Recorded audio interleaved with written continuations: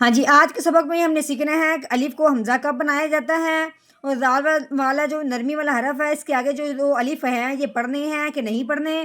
اس کے بعد آگے ہم شد والا جو بھی حرف ہوتا ہے اس حرف کو مشدد کہنے کے بعد اس کو کیسے پڑھا جاتا ہے، دباتے ہیں، ٹھہرتے ہیں، جماتے ہیں، اور آخر میں جو وقف کی صورت میں آخر والا جو حرف ہوتا ہے اس کو کس حال میں پڑھا جاتا ہے۔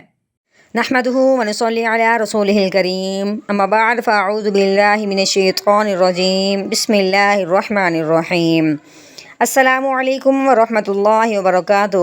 امید ہے آپ سب خیریت سے ہوں گے، انشاءاللہ جہاں ہوں گے ایمان اور صحت کی نعمت سے مالا مال ہوں گے۔ ہاں جی، تو آغاز کرتے ہیں ہم اپنے آج کے سبق کا دعاؤں کے ساتھ۔ تو چلیے شروع کرتے ہیں۔ اللہم صلی علی سیدنا و مولانا محمد وعلی آل سیدنا و مولانا محمد وبارک وسلم۔ رب اشرح لی صدری ویسر لی امری واحلل عقدۃ من لسانی یفقہوا قولی۔ رب زدنا علما، رب زدنا علما، رب زدنا علما۔ اعوذ باللہ من الشیطان الرجیم، بسم اللہ الرحمن الرحیم۔ ہاں جی، واؤ کے اوپر لگی ہوئی ہے زبر۔ واؤ کے اوپر زبر ہو تو کیسے پڑھیں گے؟ واؤ زبر وا۔ الف کے نیچے زیر لگی ہوئی ہے، الف کے اوپر زبر زیر پیش آ جائے اس الف کو الف نہیں، اس الف کو حمزہ پڑھتے ہیں۔ تو کیسے پڑھیں گے؟ حمزہ زیر ای، و ای۔ لال نرمی والا حرف ہے، اس کے اوپر زبر لگی ہوئی ہے، اس کو اپنے اس لام کے ساتھ ملانا ہے جس کے اوپر جزم لگی ہوئی ہے۔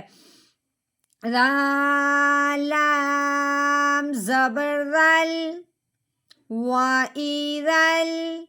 با کے نیچے زیر ہے، با زیر بی۔ آگے ہا کے اوپر زبر ہے، اس کے ساتھ الف ہے۔ الف سے پہلے حرف پہ جب زبر آ جائے تو اسے ایک الف کے برابر لمبا کر کے پڑھا جاتا ہے۔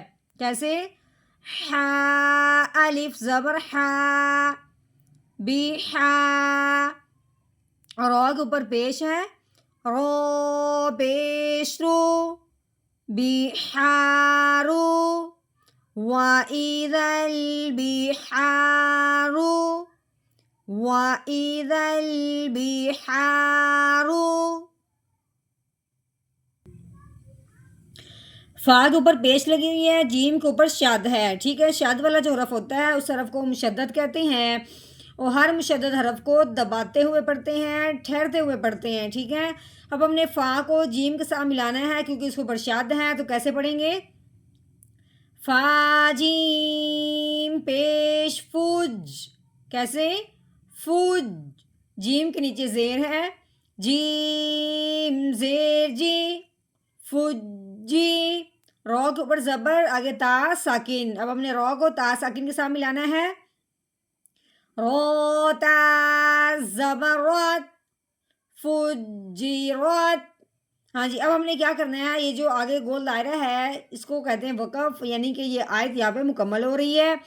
ہم یہ وقف کی صورت میں آخر والے حرف کو ساکن کیا جاتا ہے اگر وہ ساکن نہ ہو، لیکن تا پہلے سے ساکن ہے اس لیے اس کو ہم نے ساکن کا ساکن ہی رہنے دینا ہے۔ تو کیسے پڑھیں گے؟